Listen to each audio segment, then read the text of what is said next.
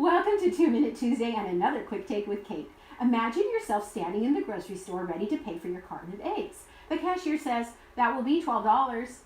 "But I'm buying only one carton of eggs," you respond. "Yes, but these are organic, keto, gluten-free, kosher, grass-fed eggs." How would you respond? Would you say, "I beg your pardon," or "That begs the question," or "That raises a question"? If you say, "I beg your pardon," you're asking the cashier to repeat what she said. If you say "That raises a question," the cashier would likely respond, "Which is what?"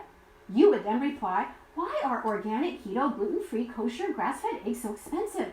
If the cashier replies, "Organic, keto, gluten-free, kosher, grass-fed eggs are expensive because they are organic, keto, gluten-free, kosher, and grass-fed," then and only then you could rightly reply, "That begs the question." The term begging the question has traditionally referred to a logical fallacy of presumption.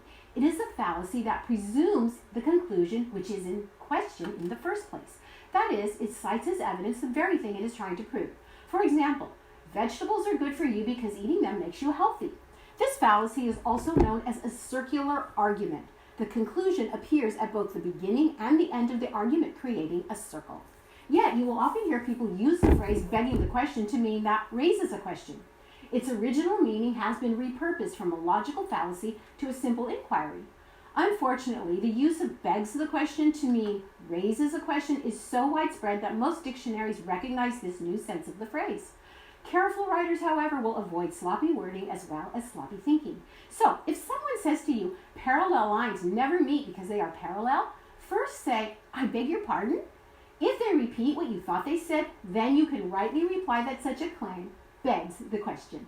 For the rest of the story, go to CateTouryan.com/quicktakes and check back next time for another quick take with Cate.